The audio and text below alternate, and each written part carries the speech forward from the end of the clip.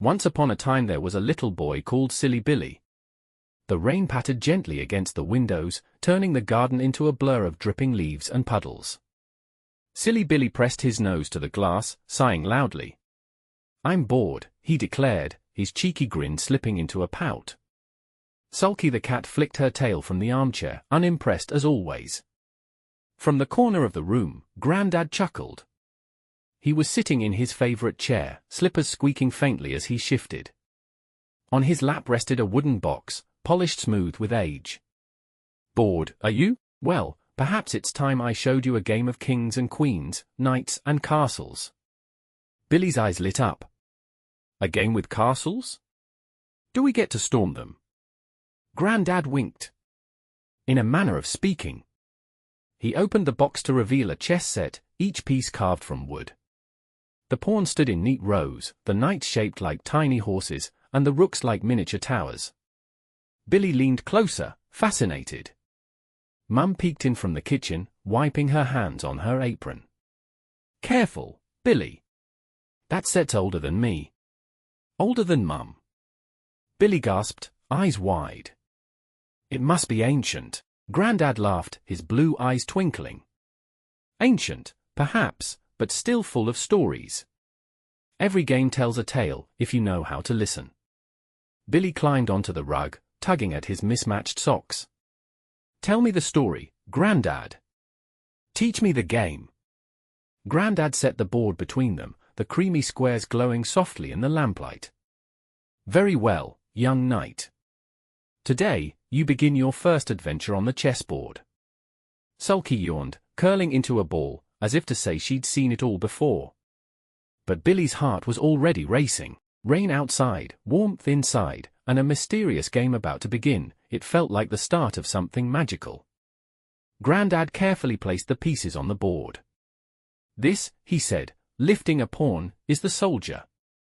Small, but brave. He marches forward one step at a time." Billy frowned. "Only one step? That's not very exciting." "Ah," Grandad smiled, "but sometimes the smallest steps lead to the biggest victories." He showed Billy the knights, carved like tiny horses. "These fellows leap in an L shape. They're tricky, always surprising their foes." Billy galloped the knight across the board, making horsey noises. "Nay. Charge!" Grandad chuckled. "Exactly so." Next came the bishops, tall and slender. They moved diagonally, like a fox darting through the hedgerows. Billy tilted his head. "So they sneak sideways." "Precisely." The rooks stood like towers. Strong and steady. They guard the corners, watching over the land. Billy tapped one. "I like these. They look like castles." Grandad's eyes twinkled. "And then, of course, the king and queen." "The king moves slowly, one step at a time, but the queen, she's the most powerful of all. She can sweep across the board in any direction." Billy gasped. "She's like Mum when she's tidying the house." From the kitchen, Mum called, "I heard that." Billy giggled, and even Sulky opened one eye, as if amused. Grandad leaned closer. "Now, Billy, remember this, chess is not just about winning. It's about thinking ahead, being patient, and telling a story with every move." Billy nodded solemnly, though his grin betrayed his excitement. The pieces seemed to shimmer in the lamplight, as if waiting for their first adventure. The board was set. Billy sat cross-legged, his tongue poking out in concentration. Grandad folded his hands, watching kindly. "White moves first," Grandad explained. Billy picked up a pawn and plonked it forward. "March, soldier." Grandad moved his own pawn with a gentle tap. And so the battle begins. The game unfolded slowly. Billy's knights galloped recklessly, his rooks charged too soon, and his queen swept across the board with dramatic flair.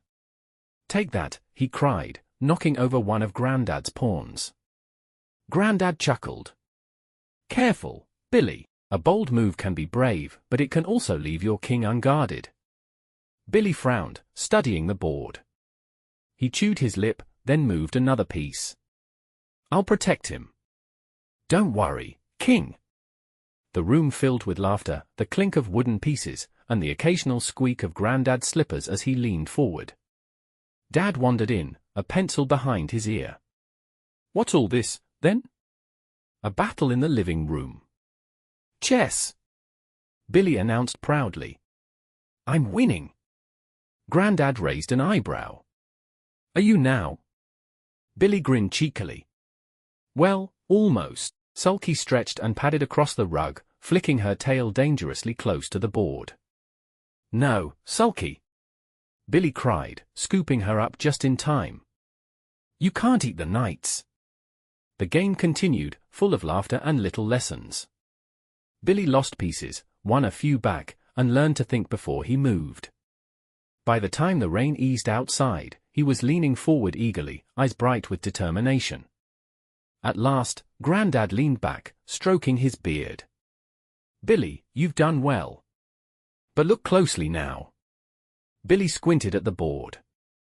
His king was trapped, surrounded by Grandad's pieces. Oh no, he gasped. Grandad's voice was gentle. That, my boy, is called checkmate. Billy's shoulders slumped. So I lost? Grandad shook his head, smiling. Not at all. You learned. And that's the greatest victory of all. Billy thought about it, then grinned.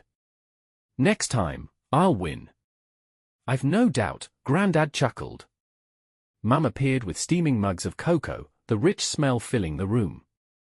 Dad carried in a plate of biscuits, pretending to guard them from Billy's eager hands. Gran popped her head round the door, her spectacles sliding down her nose. Did someone say cocoa? The family gathered together, warm and cozy as the rain faded into evening. Billy sipped his cocoa, cheeks glowing. Grandad, he said softly, can we play again tomorrow? Grandad's eye sparkled. Of course, Billy. The chessboard will always be waiting. Sulky leapt onto the windowsill, tail twitching as if she'd been the true queen all along. The fire crackled, the family laughed, and Billy felt a glow in his chest, the kind that comes from learning something new, surrounded by love. And so, on that rainy afternoon, Silly Billy discovered not just a game, but a story he could play again and again, a story of knights and castles, of thinking and dreaming, and of time spent with Grandad.